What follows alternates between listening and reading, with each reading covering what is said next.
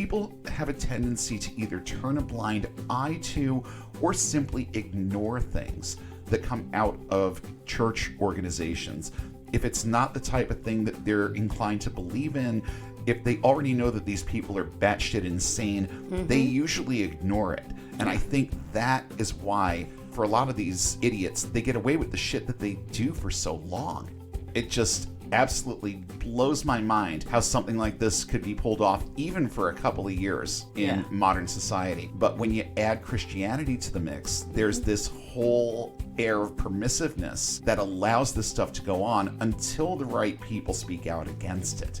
Was the guy leading this named Fagin, for fuck's sake? I know, right? That's precisely what I thought of. This sounds like Oliver Twist. Yes. They basically trafficked people with nowhere else to go, all to make some cash. Welcome to Unbound, A podcast for new atheists and lifetime atheists, ex-evangelicals, truth seekers, and free thinkers. There is life after faith. And life here is good. It's time for a new perspective. And a better conversation. I'm Spider. And I'm Shell. And it's time to get unbound. Conversion, coercion, slavery without aversion, and inferior versions of popular songs make up this week's Christian Cringe Fest. 4 stories that together are more uncomfortable than a community theater production of O Calcutta. We had to read them, now you have to hear them. It's only fair. I'm Spider. And I'm Shell. And this is your Christians Behaving Badly weekend update. I'll be sporting and give you a few minutes to let that idea settle and let you know that our episode on homeschooling will drop on February 19th. The in-between weeks will all be this format. And I'm also going to give small teases about the things I uncover in my research on our main topics as we go here. And here is fact number 1 that I uncovered about homeschooling. Homeschoolers are usually suburbanites who live in school districts that are capable of delivering well-rounded academic and extracurricular programs like music and theater arts. People aren't pulling their kids out of overpopulated, understaffed inner-city schools. Nope. They're pulling their kids out of learning environments that have a snowball's chance in hell of cultivating well-rounded individuals because, well, individuality is a negative trait in anyone who supposedly has Christ living through them, isn't it?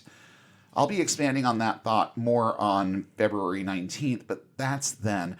I don't think we can stall this shit any longer, so... Yeah. Okay, what have you got for us this week? Well, our first story involves Christian privilege.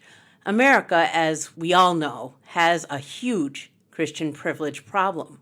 If any other spiritual path, political path, or even social path did what Christians regularly feel entitled to do, there would be a mass uproar. Oh, of course. Of course. So with that in mind, it should come as no surprise that the Decatur County Sheriff's Department in Greensburg, Indiana, has been pushing Christianity on inmates in the county jail.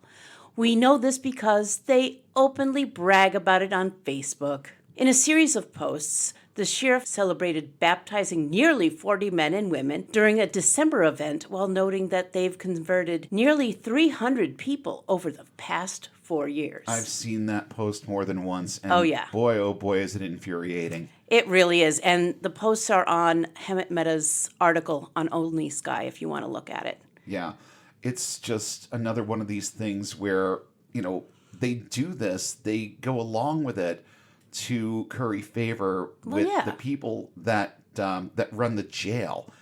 I have a hard time believing that it means much more to a lot of them than that. But one of the things they're doing here, I think, could really pull them in, and I'll tell you why in a minute.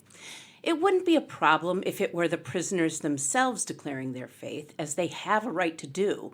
But the fact that it's the sheriff's department acting as if the events they plan, like coerced baptism and residents encounter Christ weekends, are always positive and treating Christianity as the department's default faith. How voluntary are these programs when studies have shown that prisoners who have declared for Christ are often given special privileges? There you go. There is also a power imbalance, and when the people who control your life and freedom tell you that becoming a Christian is something they feel is good and right, there's a pressure to also agree to that belief. Yeah, because there could be repercussions if you don't. And that thing that I teased about just a minute ago, residents encounter Christ. Now, you've heard me talk about my experience with a movement called Tres Dias, and the teen version of that was Vida Nueva. Well, Vida Nueva is based on a teen program through the Catholic Church called Teens Encounter Christ. So, Residents Encounter Christ is the exact same format as VN. I'm thinking there's nothing but emotionalism that's involved with this. So you put these guys in this place where for 3 days they don't see the insides of their cells anywhere near as much. And they're probably given a lot of the same little privileges, like with Polanka. Yeah. Food that they would normally not be eating on the inside. Other little treats and encouragements that they're just not going to see any other time. And the emotionalism of it builds to the point where some of them do make legit decisions based on what happens during that weekend. Because I can tell you from experience, it's very moving. Oh, yeah. And it can be very influential on you. So what was the outcome with this? What happened next here? The Freedom from Religion Foundation has written a letter to the Decatur County Sheriff's Department to ask them to stop these coercive practices. The letter reads, in part, we write to ensure that the Decatur County Sheriff's Department ceases its promotion of and official affiliation with Christianity on its official social media pages and through its religious events, programs, and activities in violation of the Establishment Clause of the First Amendment. Hear, hear. While the DCDC may permissibly accommodate free exercise rights of its inmates by providing opportunities for religious worship, Decatur County and its employees may not organize, promote, participate in, or coerce inmates into participating in these religious events and programs. Of course not. I No. mean, there's no context in which this would be legal. But so many of them get away with this. Oh, yeah. And I'm not even just talking about prisons. I'm talking about anything. Everybody. Because it's tolerated way more than it should be. And they may have just been told, yeah, don't do that, but let's see how quickly it just disappears. Yeah. I'm guessing that there's going to be a fight. Oh, sure. And they're going to let the toddler have the tantrum before they take this a step further. Oh, yeah. And they may even just give in to the toddler having the tantrum in the end, because that's what happens. Yeah. And it's sad, but it's true. But they make a very, very good point here. The First Amendment is still a thing. Yeah. Separation of church and state is still a thing. And they need to learn that they have to respect that the way that they expect us to respect their right to congregate. You have the right to congregate. You just don't have the right to slap people in cuffs and drag them into a service. Yeah. You see, that's the difference. It's the difference between people voluntarily setting those alarms on Sunday morning and getting their butts to church and having this captive audience that you can bribe with a few special privileges and then shove the gospel down their throat. Yeah. Big difference. Hemant Mehta on Only Sky follows this quote with, what makes the case in Decatur especially egregious is that it's not even the first time FFRF have sent them this kind of letter for the exact same thing. In July of 2022, they wrote to Sheriff Dave Durant about a Residents Encounter Christ event that he arranged. Durant has been doing this sort of thing for years. Yeah. I mean, just the fact that this has been going on, quote, for years is problematic. Oh, yeah. I mean, very problematic, because one of the things that they can use in their defense is, well, we've been doing this for years without an incident, so what's the problem now? The problem is that it's always been a problem. It's just that you're now being called out on it. That's it. That's what the problem is now. The problem is someone noticed and they're calling you out. Right. At this point, the groundwork has been laid for a possible lawsuit. FFRF has asked the department politely to stop their illegal actions. They've continued anyway. Because of course they have. This would never be acceptable if a sheriff was promoting any other religion to inmates in jail. No and shit. And it shouldn't be okay with Christianity either. The irony is that the guy overseeing the prison is the one breaking the law. But because of the privilege Christianity has in our society, it'll take a hell of a lot before he ever faces any consequences. Yes, thank you for that, Hemant Mehta. I just love the way that he articulates things. Oh, yeah. And I love the way that he thinks about these things and the way that he presents things in a way that helps you see the proper perspective on things. Yeah. That's one thing that I really appreciate about him. So we're going to go straight from forced proselytization to forced imprisonment Yeah, it's of great. individuals in the name of Christian love. Yes. Victor Gonzalez, the former head of Imperial Valley Ministries, a non-denominational church in El Centro, California, was sentenced on Friday to 6 months in jail plus 6 more months of home confinement. His wife was also given a time-served sentence. Both pleaded guilty to benefits fraud, but the details of their case reveal something far worse. These people used their faith to justify cruelty. That's not a new concept either. Yeah. Gonzalez and his wife would work within the homeless community, offering work and a safe place to live. Since they would be living at the church or in church buildings, they all signed documents saying they would obey the church rules. They soon found out that they were trapped inside the buildings, had to give up their identifications to prevent them from escaping, weren't allowed to discuss things of the world with their fellow inmates, were only allowed to read the Bible, and were subject to discipline if they broke any of the rules. So let's see if I can break this down point by point here. They soon found out that they were trapped inside the buildings and had to give up their identifications. And so basically, they virtually hobbled them. Yes. Okay. Yeah. That's number one. They weren't allowed to discuss the things of this world. So now they've been stripped of their First Amendment privilege. Yeah. And that's another problem right there. Mm-hmm. And of course, they're only allowed to read the Bible. So there comes censorship on top of all of that. All of these things together are just a recipe for controlling these people for as long as they want. Yep. A dozen IVM leaders, including Gonzalez, subjected homeless people to forced labor, coercing them to surrender welfare benefits, and compelling them to panhandle up to 9 hours a day, 6 days a week, for the financial benefit of the church leaders.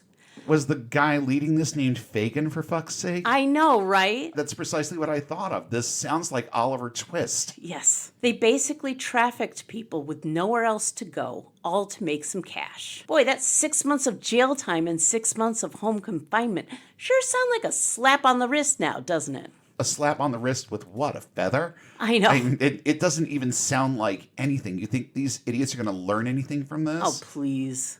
One of the many troubling facts about this case was how Gonzalez spent years living rent-free in a church-owned home, earned a salary, and got an occasional $1,000 blessing from the church. He did all this on the backs of the people he exploited. How much longer was he able to get away with all this because he ran a church? Well, that's the operative right there. Right. He could do this pretty much in plain sight because Christians have it in their head that they can do whatever the fuck they want, whenever the fuck they want, to whoever the fuck they want, for however long they want. Right. And I'm sorry, but society has gone a long way toward validating that. It just absolutely blows my mind how something like this could be pulled off even for a couple of years in modern society. But when you add Christianity to the mix, there's this whole air of permissiveness that allows this stuff to go on until the right people speak out against it. Yeah. And you know that the last podcast on the left guys always talk about the less dead. Yeah. These are the less people. Yeah. It's like homeless people are invisible. We don't see them because they get them off the streets a lot. And, you know, they make them move along to somewhere else. They constantly trash their tent cities. So nobody cares. That's largely true. But I'm also thinking about another thing, since you brought up homeless people and this whole business of how they're treated by society. I'm thinking these idiots got away with this for a long time. And yet, remember the whole thing around bum fights? Oh, and God, that guy? yeah. How within a couple of months, people started blowing the whistle on that? Yeah. Because it wasn't something that was under the cover of a church or any other organization that could protect him. He put it online. He put it online, and he was very brazen and arrogant about it. Right. And that just, it led to public outrage. But people have a tendency to either turn a blind eye to or simply ignore things that come out of church organizations. If it's not the type of thing that they're inclined to believe in, if they already know that these people are batshit insane, they usually ignore it. And I think that is why, for a lot of these idiots, they get away with the shit that they do for so long. Yeah, and it's like when you have somebody die because they were in an exorcism, or when parents deny their kids medicine because they believe that God will heal them. Yeah. Or somebody takes a bunch of people to South Africa and eventually kills them all. Yeah. And Steve Taylor was right about a few things. Yeah. He was a hopeless homophobe, and he had some other really, really bad perspectives on things. But I remember in his song Meet the Press, do you remember the line, "A Christian can't get equal time unless he's a loony committing a crime"? Yeah. Well, that's very true, and there are reasons for that that I just kind of bullet pointed a minute ago. But there are multiple reasons for that, and that was one point where he was right. It's like, well, yeah. And this is part of why we do this show, because these people are not taken seriously enough. I mean, there are other podcasts that cover these stories, and they do it with humor, and I'm not about to criticize them for that. But there's a level of seriousness to this that I think we also need to focus in on and expose this shit that happens. Because if we don't talk about it, then they're going to get away with it. If we don't say, no, you can't do this, they're just going to keep doing it. So that's why I think that it's very important. Yes, laugh at the insanity and the foolishness and the infuriating bits that you would scream over otherwise, but take this shit seriously, because it's serious. Slavery is serious. The systematic incarceration of people for your benefit is serious. Yes. And it doesn't matter who's doing it. Don't let them hide behind their cover. If it's wrong, expose it for being wrong. Yeah. Who cares who's doing it? Expose it for being wrong. And bonus, you get to expose this religion as part of it. Yeah, really. Oh, God. Yeah. Oh, God, this is the dumbest thing I have ever heard in my freaking life. Yeah. I mean, brace yourselves, people. If you haven't heard this one yet, it's a keeper. Yeah. There are a lot of different reasons why people stop drinking. Maybe it's taking over their lives, or maybe they're just making a temporary change or doing an internet challenge like Dry January. However, some other pastors are suggesting men stop drinking beer for a different reason. Oh, wait for it, people. Pastors Stephen Anderson of the Faithful Word Church in Tempe, Arizona, and Jonathan Kelly of the Brilliant Minds of the Steadfast Baptist Church in Watauga, Texas, have both posted unhinged rants about the serious danger of men drinking too much beer and getting feminized. Yes. Getting feminized is something that happens to marijuana seeds. I mean, I see that word and I'm just like, okay, continue, I guess. Yes, you heard it right here, folks. Drinking too much beer can change a guy into a girl. This is a quote from Stephen Anderson. People who drink a lot of alcohol, they end up getting a beer belly. But not only do they get a beer belly, they get the man boobs. Oh, brother. And I'll tell you why they get that, not only just because of getting overweight, but also because of the fact that beer has in it hops. And there are phytoestrogen mimickers in beer that actually hormonally can, make you more feminine as a man. That's half true. There are some of the same elements to hops as there are to estrogen, but that's not how this works. No. That's not how any of this works, sir.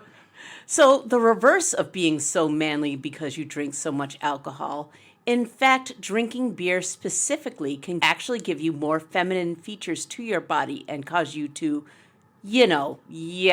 like I said. Oh, brother. Yeah, he can't even say it. Red Bull gives you wings, but beer gives you boobs. Yep. And I don't know. I don't drink a lot of beer. Maybe I'm the wrong person to ask about this.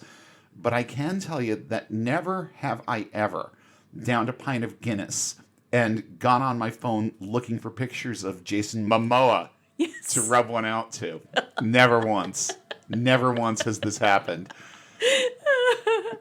Nor have I walked by Victoria's Secret and looked at some of the clothes in there and went, "Ooh, that'll go great with my man boobs that I got from drinking beer." I mean, here's the reason why these things happen, people. Because when you gain weight, and beer is nothing but carbs, you're basically drinking liquid bread, okay? Yes. And it's nothing but carbs, so of course it starts doing things to your body. Yeah. And in the natural course of things, if you drink too much beer and you're just sitting on your couch and doing nothing to work it off, then these are things that are going to happen because of the nutritional aspect of it, not the hormonal aspect of these trace amounts of estrogen or elements of estrogen that you find in hops. No, sorry. It's amazing how they take these things and just explode them into things that their agenda agrees with.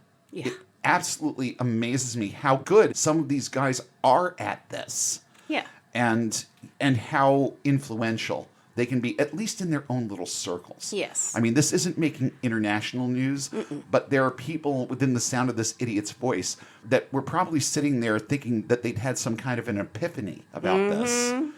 That's why it's so bad for you. No, not really. I'm sorry. And Jonathan Kelly goes on in the same vein. I hate alcohol. It causes so much adultery and infidelity. It causes abuse. It makes men become stupid losers and effeminate. Hey, let me tell you something. Beer makes you effeminate. The hops in it will feminize you on purpose. Oh, yeah. The hops have an agenda. Yes. Oh, my goodness. Now, you know what? Again, he's half right here. Yeah. Because what alcohol does do to you is it lowers your inhibitions.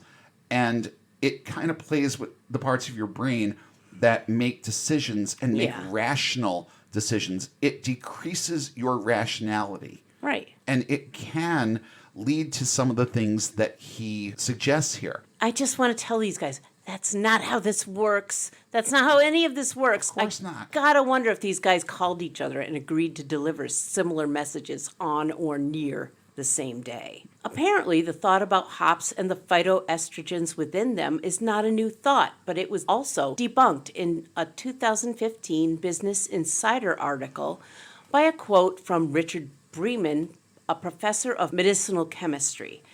It's true that there is a minute quantity of the estrogen-like compound known as 8-prenylnaringenin in hops, and there ought to be a trace of it in beer, but I would say the levels are too low to function as a hormone disruptor. Yeah, just a little. Just a little. Of course, that's what we in the rational world would call a fact, and you can't make these guys believe those.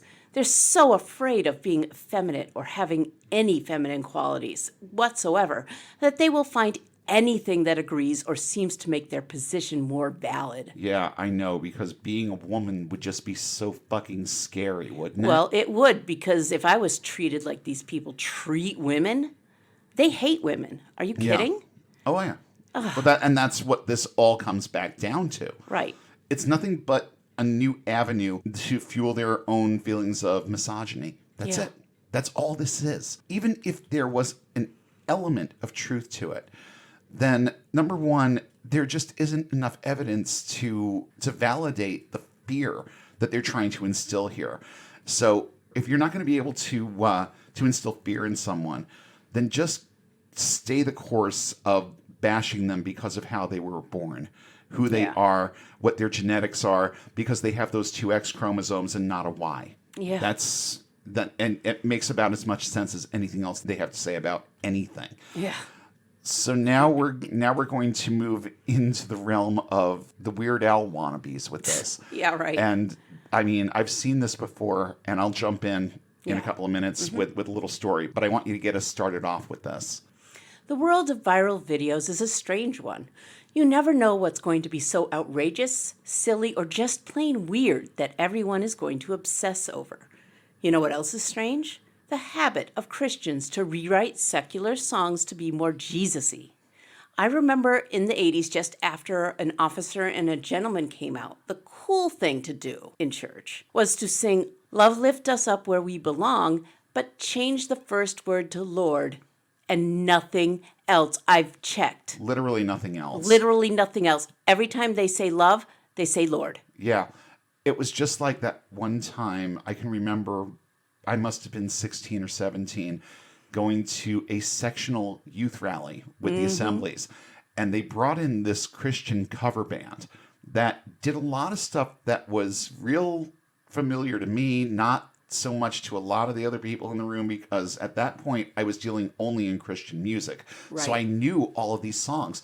And then out of nowhere, I hear You're the Inspiration by Chicago starting. And I'm like, oh, good Lord, I bet I can anticipate what they're going to do with this. And I was right. They changed one word in this song.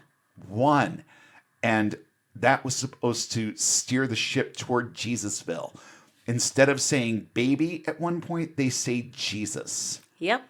You're in my heart, you're in my soul, baby. Became you're in my heart, you're in my soul, Jesus. That was the only change that they made. And they decided that now it was Christian. Of course. Yep. But even back then, I thought it was cringy. But the idea still endures to this day. A Christian duo called Two for Christ has recently released a video of them singing a Jesus-y version of Eye of the Tiger, with the woman singing and the man rapping. Okay, so that, I was wondering if I was right about this. Two for Christ, Two Live Crew. I mean, is there supposed to be its eye in there? And then I saw Eye of the Tiger. It's like, well, that doesn't really match their style. But the rap portion of it does. And it's just sort of like, that was random. I don't remember rapping in that song, but okay, whatever. The point is that social media grabbed this thing and circulated it like there was no tomorrow. The guy, he's mainly a lifter and wants to bring people into the fold via his passion for lifting and fitness. I guess. He is okay at rapping, I guess. The woman is a legit entertainer. She has a fabulous voice, but a questionable fashion sense. She is dressed in sequins and technicolor. Apparently, earlier in the performance, she had done Dolly Parton's Coat of Many Colors. Oh, good Lord. But I'm like, dude, costume changes are a thing. Yeah. People were also commenting on the lack of enthusiasm from the mostly elderly crowd and the guy throwing a t-shirt that makes it to row one. Of course. The ex-evangelicals and critics of Christian culture had great fun dunking on this video clip, and here are just a few of the many comments. It's said that this song plays endlessly on repeat during Armageddon. Once again, I find myself thinking that maybe the Reformation was a mistake. I have made poor life choices that led me to watching this video. Now you also must suffer. What in the righteous gemstones is going on here? Oh, we got to get back into that. I think we kind of abandoned it. We got to get back into watching that show. Yeah, absolutely true. Absolutely right. There are many more comments with links at Hemet Meta's article. There seems to be a wave of these parodies, or at least people discovering these parodies out there at the moment. Here's one. Hot Bible. Oh, God, I hate this one. It looks like it's from the 80s, but then most stuff from the platform of evangelical churches seem like they're from the 80s anyway. Everyone in the band seems super pumped that they get to play hot-blooded in church. And the girls want to do the backup singer dancing, but they don't want to be too sexy. Oh, no, you can't have that in a song that's basically a guy singing about how fucking horny he is. Yeah, dudes. Well, at least the original. Yeah, the parody is odd. Well, I mean, look at the source. Of course it's going to be a little odd.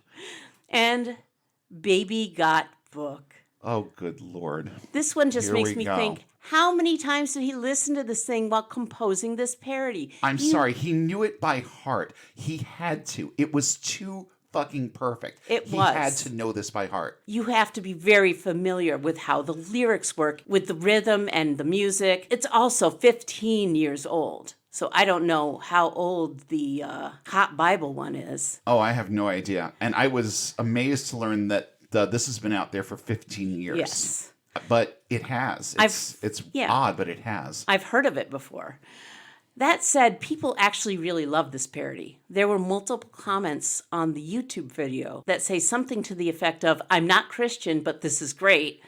This is usually not like the comments they usually post to videos like this. So apparently this is something special. To be fair, it's funny. It is funny. Parts of it are funny. There are parts that I also consider to be at least marginally misogynistic. Of course. But at the end of the day, he was going for humor and he nailed it. Yes, he achieved humor. I'll give him that. Yes. I think the messaging sucks. Of course it does. But it accomplished what he was trying to accomplish. At least it accomplished part of what he was trying to accomplish. Yeah. Because everything these people do, they do for the purpose of drawing more people in.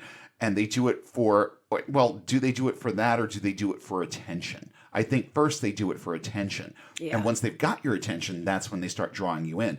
So any kind of positive feedback that he gets on this, he's going to consider a victory. Of course. But, I'm sure there are more of these. I only looked up the few I knew about. Oh, there are so many.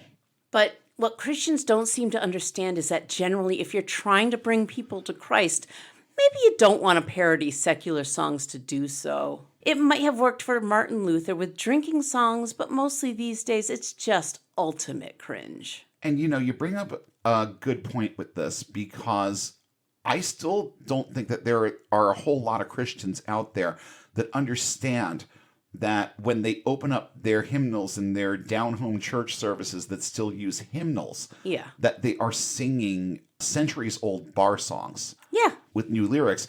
But you know what? No one's hiding that either. Do you No. remember a group back in the 80s called Glad? Oh, yeah. Oh, That- yeah. They did this story song type Yeah, thing. it was like a medley of bar songs. And I think they called it Variations on a Hymn. Yes. And they started out with this concept and just came right out and said, well, this is where a lot of these songs came from, and sang the original and then sang the hymn version. Yes. And then kept moving through time and Yep. to the point where they were not really directly parodying things, Right. but doing things in the style of the day, which Right. I don't have a problem with. No, I don't have a have problem a with problem that. with that. What I have a problem with is that they constantly forget what it says in 2 Corinthians 6:17.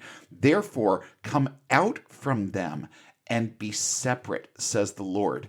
Touch no unclean thing, and I will receive you. They constantly steal from popular culture to try and get themselves a foothold with the audiences of these things in pop culture. Yeah. They this is what they do. This is how they reel them in, as it were. And this has been a thing with Christianity for probably most of its history, or Oh, yeah. not all of its history, and not just with the music. I mean, look at what we call Christmas. Yeah. And look at where all of the traditions that revolve around Christmas come from. Right. They've been stealing from popular culture pretty much since their inception. Oh, yeah. So this doesn't surprise me, nor does it surprise me that they just completely gloss over verses that tell them they shouldn't be doing these things. Yeah. So that does it for our first installment of our weekly delve into the world of Christians behaving badly. It's just 4 more examples of the type of privilege that these people think that they have. Well, they think they have it, but a lot of times it only takes 1 or 2 to say, hey, you know what? This is not right. Right. It only takes one voice to start unraveling the whole damn thing. So let's keep that in mind. Let's keep in mind that we have the opportunity and the responsibility to be that voice wherever we can. That's why we do what we do, and why it's important for those of you listening to this to, laugh at it a little bit where it's warranted, but take it seriously and do something with the information that you have, because that's the way that we help more people get and stay unbound. We hope you enjoyed enjoyed this episode of Unbound. Show topics are chosen based on their timeliness, relevance, and social impact. Have suggestions for future topics? Email us at unbound.podcast.network@gmail.com with all your comments and feedback. Please don't forget to like, share, and throw a few 5-star ratings our way, and follow us on all major social platforms. And don't forget to hit subscribe if you haven't already. Links to our social pages, as well as a full list of cited sources in today's episode, are listed in the show notes, available at our website, getunbound.org. That's get-unbound.org. If you value this resource and would like to see it continue, please consider supporting us on Patreon at the link in the show description. And be sure to check for new updates every Sunday when we'll come together again and take one more step toward getting and staying unbound.